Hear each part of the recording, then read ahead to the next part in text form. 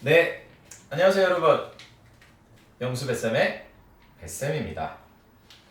자, 오늘 이 시간에는 지난 시간에 이어서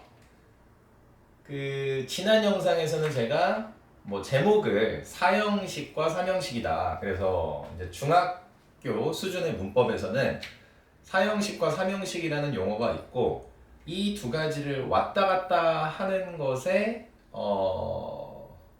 어떤 이해를 돕는 그런 연습과 함께 설명과 함께 시험에도 평가가 나온다.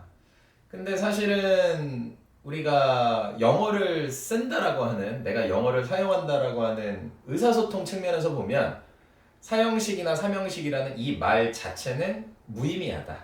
무의미하지만 어쨌든 제가 이렇게 학생들을 가르치는 입장에서는 시험 문제를 맞출 수 있도록 제가 도움을 줘야 하고, 어떻게 보면 배우는 사람 입장이 아니라 가르치는 사람 입장에서 만든 용어들이라고 봐야 되겠죠. 그래서 가르치는 사람이 함축적인 의미를 담은 용어들을 사용해야지만 설명이 편리하고, 또 이렇게 어떤 개념서, 우리가 수학은 아니지만 그래도 뭔가 정리를 해 놓을 때 편리하게 설명할 수 있도록 그런 용어들을 사용한 것이다. 그래서 지난 시간에는 주로 give라는 동사, 이렇게 준다라는, 수여라는 말 자체가 주는 거잖아요. 주는 거다 보니까 give라는 동사 하나만 사용해서 왔다 갔다 해보는 그런 연습을 해봤습니다. 자, 그러면 오늘은 뭐냐? 자, 오늘은 제가 제목을 이렇게 달아봤거든요. give라고 하는 녀석은 to고, 그 다음에 buy라고 하는 녀석은 for다. 근데 이게 무슨 말이냐? give는 to고 buy는 for가 무슨 말이냐? 그 물건을 주고 받을 때 그 물건을 받는 사람을 앞에다 쓰느냐, 물건을 앞에다 쓰느냐에 따라서 전치사 to를 쓸 수도 있고 안 쓸 수도 있다라는 것을 지난 시간에 배웠거든요. 그런데 이게 또 이제 참 그렇습니다. 이 영문법이라고 하는 게 하나를 배웠으면은 그걸 통해서 나 이제 하나 배웠으니까 나 이제 시험 문제 나와도 맞출 수 있겠다. 그다음에 나 이제 말을 할 때도 잘할 수 있겠다. 이렇게 되면 참 좋은데 항상 또 난관이 있어요. 또 난관이 있고 특히 영어는 예외가 많고 이런 경우가 있다 보니까 스트레스를 받을 수도 있을 것 같습니다.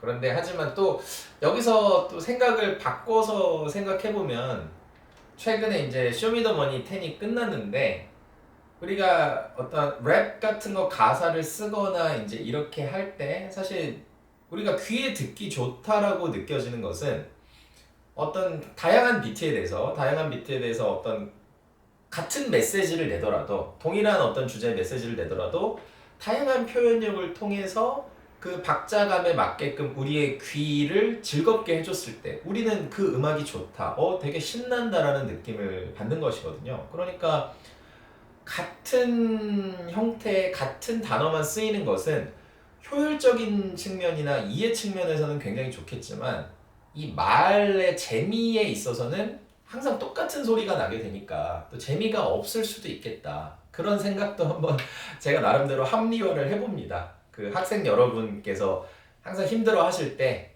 그래, 너만 힘든 거 아니야. 다 똑같아 우리. 그렇게 이제 설득을 하는 것이죠. 그래서 오늘은 사형식에서 삼형식으로 바꿀 때 동사가 give를 쓸 때와 buy를 쓸 때 뒷부분이 달라집니다. 그래서 달라지는데 또 늘 그렇죠. 학생들은 선생님 그거 왜 달라지나요? 이유가 뭔가요? 근데 이유라도 물어보는 학생은 사실 다행이긴 다행이에요. 호기심이 있다는 거니까, 지적 호기심이 있어서 거기서는 왜 이게 이렇게 되나요? 근데 사실은 수학 같은 경우는 대답해주기 편하게 그 설명을 해주면 되니까. 근데 사실 언어는 제가 늘 쓰는 답이 미안해, 내가 만든 게 아니야, 이렇게 답을 줄 수밖에 없는 경우가 사실 대부분입니다. 실제로도 그게 맞고요. 제가 만든 게 아니지 않습니까? 그래서 나름대로 제가 최대한 제가 예전에 읽었던 서적들이나 책의 어떤 그런 언어학자들, 그런 학자들이 여러 가지 썰이라든지 어떤 역사적인 근거, 그 다음에 그 특유의 그 단어가 가지고 있는 어떤 그 느낌들, 뉘앙스, 이런 것들을 총 종합해 봤을 때 여기서는 이게 더 잘 어울리고 얘네들이 짝꿍이야. 이제 이런 느낌으로 최대한 설명을 해주는 것이죠. 근데 이제 중요한 것은 늘 제가 언어에서 말씀드렸듯이 내가 그냥 그걸 지적인 것으로 알고 있는 게 무슨 의미가 있는가, 언어에서는. 내가 이걸 뭐 어원도 모르고 그 근원도 모르고 하더라도 내가 그냥 그때그때 빨리빨리 필요한 말을 할 수 있으면 되고 알아들을 수 있으면 되는 거 아니냐. 그리고 시험도 내가 문법 학자 될 거 아니니까 답을 맞추면 되는 수준에서 넘어가고 그렇게 하고 나중에 또 대학 가서 자기가 더 깊이 있게 공부하고 내가 논문도 쓰고 아예 학자의 길을 걸으려면 엄청나게 조사를 해야 되겠죠. 그건 전혀 다른 얘기가 되는 겁니다. 그래서 제가 지금 영어 이 영상을 찍는 것은 아주 가벼운 수준에서 일반인은 그냥 회화 정도만 가볍게 할 수 있고, 학생 여러분은 시험에 일단 나왔을 때 내가 틀리지 않고 맞출 수 있는 그 정도 수준까지 익혀주면 되겠다. 조금 서론이 길었습니다. 자, 그래서 한번 연습을 해보겠습니다. 자, 오늘은 친구가 나에게 선물을 하나를 주는 그런 상황을 가정해서 한번 연습을 해보도록 하죠. 그럼 지난번 복습을 한번 해보면은 기부를 가지고 한번 해보겠습니다. 그리고 어떤 말의 의미를 생각해 봤을 때 자연스러운 것을 상정하기 위해서 과거형으로 해보겠습니다. 과거형으로. 그러면 내 친구가 나에게 선물을 하나 이제 준 겁니다. 그러면 my friend gave. 그래서 영어는 어떻게 우리가 영어를 쓴다고 했냐면 앞부분에 주인공이 오고, 즉 물건을 줄 사람을 맨 앞에 쓰고 이 사람의 동작을 쓰는 것이죠. 근데 기부동사는 정말 말 그대로 다른 어떠한 게 첨가되지 않고 어떠한 경로를 통해서 이 사람이 이 물건을 습득하게 됐고 나에게 주게 됐는지 그런 어떤 과정은 없고 그냥 나에게 줬다는 것만 있는 것이죠. 기부동사 자체가. 그래서 my friend gave를 쓴 다음에 gave me. 그럼 이제 일단 나에게 준 것이죠. 그럼 지난번에 연습했듯이 이렇게 받는 사람, 이 물건을 받을 사람을 동사 뒤에 바로 썼을 때 우리는 영문법에서 이것을 사형식이다. 이제 이렇게 부르기로 약속이 돼 있는 겁니다. 그래서 my friend gave me a present. 선물 하나. 그래서 a present. 그래서 어떤 분은 present는 뭐 선물 아니야? 보자마자 바로 선물 생각하시는 분도 계실 거고, present는 현재 아니야, 현재? 둘 다 맞죠, 그렇죠? 그래서 우리가 유명한 말 중에 현재가 왜 선물이냐, 철학적인 얘기로도 들어갈 수 있는 겁니다. 현재가 선물이구나. 지금 이 순간, 지금 내가 영수배쌤의 영상을 보고 있는 이 순간이 바로 뭐다? 선물이다. 자, 그래서 여러분께 제가 꼭 선물을 드리고 싶네요. 그래서 제 영상을 보신 분은 그래, 구조가 생각보다 그렇게 어렵지 않은 거였네. 이것만 알게 되셔도 제 영상을 보시면서 소모하시게 된 인생의 15분, 20분, 25분은 그렇게 낭비가 아니지 않았을까. 제 나름대로 또 합리화를 해봅니다. 자, 그래서 my friend gave me a present. 자, 요렇게 썼을 때는 사형식이다. 사형식. 그리고 위치를 바꿔보겠습니다. 그럼 my friend. 자, 원래 땡땡 처리하지만 성이 없어 보이지 않도록 다 쓰겠습니다. 자, my friend gave. 자, 물건을 이제 a present를 앞으로 당겨볼게요. my friend gave a present. 그 다음에 여기 제목에 give는 to니까 자, to를 추가해주겠습니다. 그래서 to를 추가해주고 to me. 그래서 이렇게 쓰면은 이걸 그냥 삼형식이라고 하는구나. 사형식, 삼형식이라는 이런 껍데기적인 표현은 그렇게 크게 신경 쓰실 필요는 없다. 내가 그냥 회화나 아주 그냥 어떤 그런 기본적인 것만 아시려는 분은 크게 필요 없지만 학생 여러분, 내가 당장 시험을 봐야 되고 지금 현재 중학생이고 특히 고등학교 시험에는 좀 나오기가 좀 유치한 내용이죠. 그래서 중학교 수준의 문법에서는 충분히 나올 수 있기 때문에 알아두셔야 되겠다. 어쨌든 내가 그거 틀리면 마음 아프잖아요. 시험 공부 열심히 하셨는데 왜 옆에 친구는 맞았는데 나 이거 왜 틀렸지? 그럼 좀 속상하니까 요거 알아두시면은 요게 사형식이고 삼형식. 간단하지 않습니까? 요거를 이해 못할 만한 지식 수준은 아니시잖아요. 자, 그래서 물건을 받는 사람이 먼저 오고 물건이 뒤에 오게 되면 전치사 to가 필요하다, 필요하지 않다? 필요하지 않다. 하지만 영어의 구조상, 자, 제가 만든 게 아닙니다. 영어의 구조상 물건을 먼저 쓰고 받는 사람이 뒤로 갔을 때는 뭐를 추가하게 돼 있다? 아, 이 전치사 to가 추가가 되는구나. 그래서 발음을 해보셔도 만약에 to를 빼고 발음을 하면은 My friend gave a present to me. 이게 좀 이상한 거예요. 이제 원어민들은 이렇게 생각하겠죠. 그러니까 어떤 이런 삼형식, 사형식을 생각하는 게 아니라 발음을 해봤는데 to가 빠지니까 그냥 어색한 겁니다. to를 넣어야 되는 거예요. 그 사람들은 분석하지 않으니까. 그래서 My friend gave me a present. 이건 자연스럽지만 My friend gave a present to me. 이렇게. 그래서 선물이 내 친구에게 있다가 자연스럽게 저에게 이제 옮겨오는 그 이제 방향성이죠. 방향성. 선물이 이렇게 쭉 이동하는 그림. 친구에게 있다가 나에게 선물이 쭉 이동하는 그 방향성이 바로 이 to 속에 들어있다. 이렇게 생각해 주시면 되겠습니다. 자, 그럼 이제 by는 for니까 by 동사도 한번 연습해 볼게요. 그럼 by는 자, 또 my friend. 자, by 동사의 과거형은 bought입니다. bought. B-O-U-G-H-T. 그래서 bought me a present. 이렇게 하면 어떻게 되는 겁니까? 이거랑은 좀 다르죠. 이것도 준 거지만 이거는 확실하게 뭐가 들어있는 겁니까? 지금 문장 속에? 사서 줬다, 사서. 아, 이거는 좀 의미가 있죠. 왜냐면 이거는 사서 준 게 아닐 수도 있잖아요. 이건 그냥 집에 어디 굴러다니던 건데 아니면 자기가 다른 사람한테 받은 건데 불필요해가지고 이제 그냥 이거 나 필요 없으니까 얘 생일이니까 줘야 되겠다. 그러면서 줬을 수도 있는 거잖아요. 하지만 이 어떤 문장에 이런 표현, by라는 동사를 썼다는 것 자체는 구매를 했다. 내 친구가 돈을 냈다, 돈을. 자기가 열심히 번 그 귀한 돈을 소모를 해서 그것과 선물을 바꾼 거죠. 그리고 나서 이제 저에게 준 겁니다. 그러니까 이거는 나름대로 의미가 있는 거죠. 구조는 같지만. 그래서 우리가 이 by라는 동사를 썼을 때 똑같이 한번 해보면 my friend bought me. 나를 산 게 아니죠. 내가 노예로 해가지고 넌 나를 샀어. 나는 이제 너가 주인님이고 나는 노예야. 이게 이제 어떤 특정한 진짜로 어떤 인신매매의 어떤 그런 글이나 예전에 노예가 있었던 흑인 노예가 있었고 링컨 시대 막 어떤 미국 그런 상황에서는 진짜로 사람을 살 수도 있겠죠. 그럴 때는. 그러니까 그럴 때는 꼭 이게 나에게 뭘 주려고 샀다가 아니라 나를 샀다가 될 수도 있겠죠. 특정 상황에서는. 하지만 지금 우리는 일반적인 어떤 상황을 표현을 하는 것이고, 그래서 여기서는 나에게 사줬다, 사서 줬다.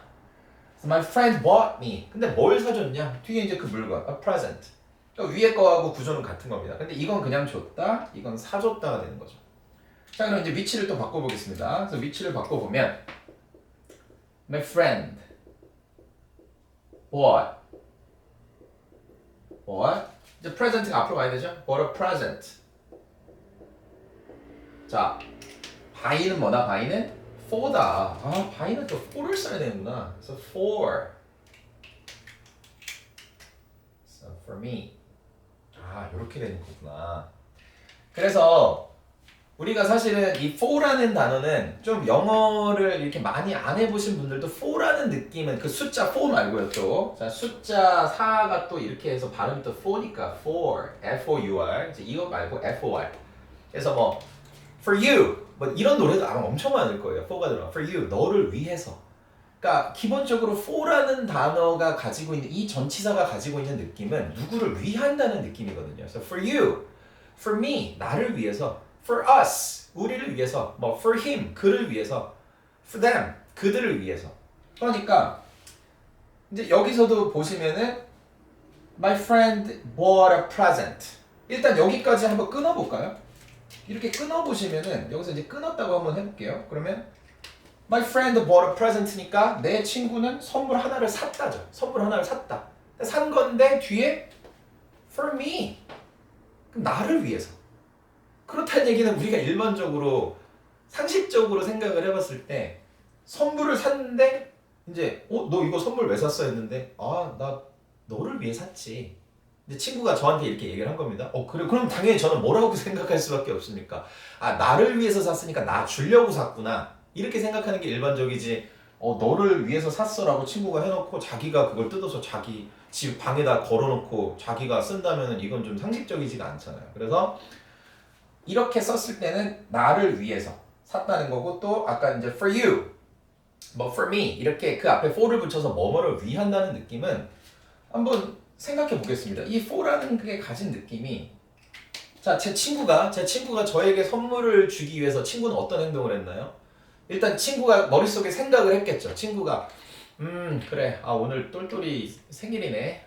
내 친구 내 베프 똘똘이 생일인데 뭐 해줄까? 막 머릿속으로 생각을 했을 거예요. 그래서 그래, 뭐 평상시에 이거 좋아하니까 요거 하나 사야 되겠다. 근데 얼마짜리 사주지? 막 고민했을 거예요, 가격을. 그래서 친구 사이에 2만 원이 국룰인가? 그래서 2만 원짜리도 고민했다가 뭐 3만 원, 4만 원, 그래, 이번에 5만 원짜리로 가자.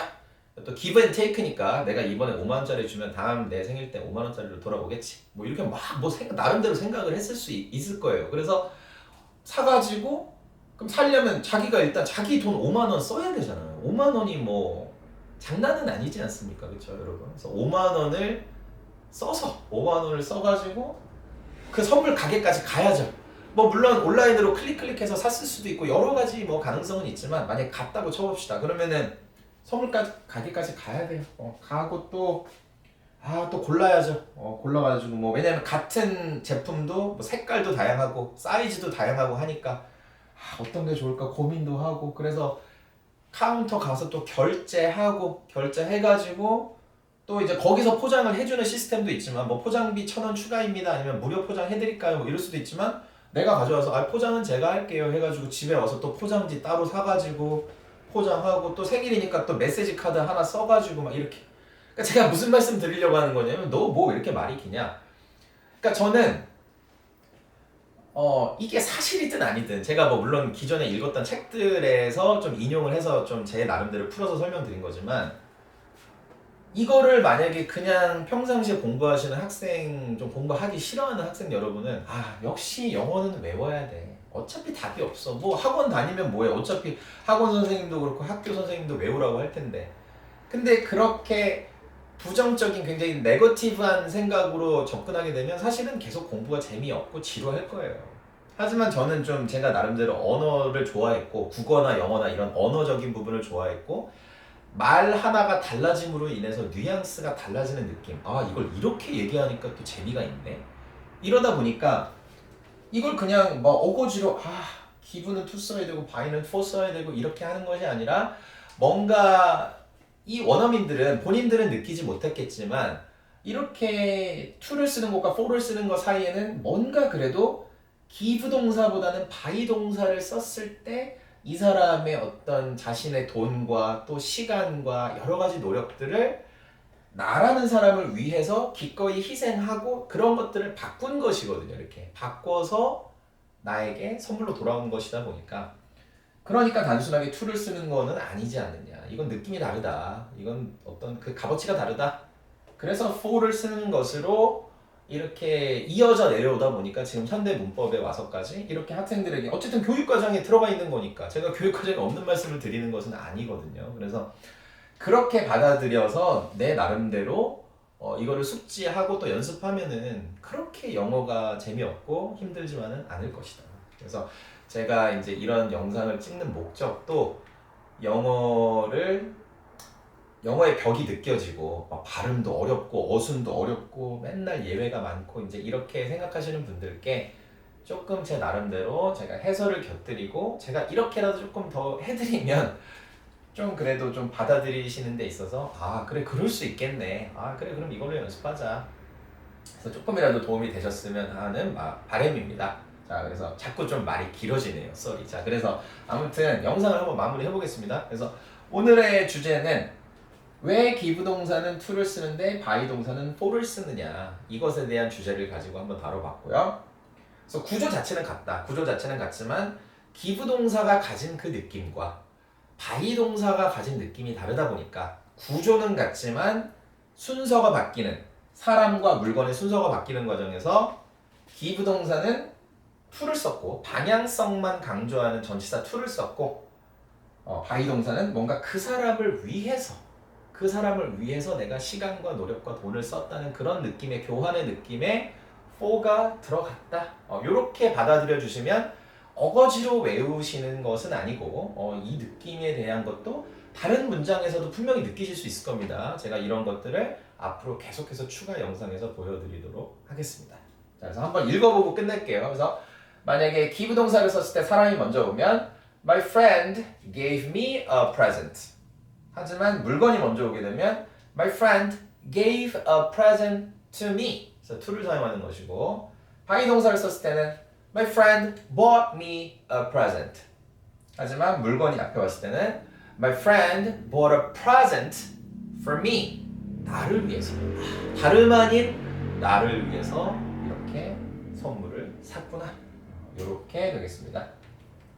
자, 그래서 오늘 주제는 여기까지이기 때문에 뭐 여기서 더 얘기 말씀드릴 건 많지만 좀 영상마다 확실한 주제를 잡아서 클릭하고 들어오신 분께서 하나의 영상을 통해서 최소 한 개는 얻어가실 수 있도록 그것을 제 모토로 삼아서 앞으로도 열심히 제작을 하겠습니다. 그래서 우연히 제가 뭐 아직 너무 구독자도 적고 어떤 영향력이 없기 때문에 뭐 우연히 정말 들어오신 한 분 한 분이 너무 귀합니다. 그래서 혹시라도 이렇게 들어오신 분이 조금이라도 좀 도움이 되셨다면 구독과 좋아요, 알림 설정 꼭 부탁드리겠습니다. 그리고 혹시 또 시간이 좀 되시면 댓글도 하나 달아주시면은 제가 그 댓글 하나에 엄청나게 힘이 또 날 것 같습니다. 여러분 감사합니다.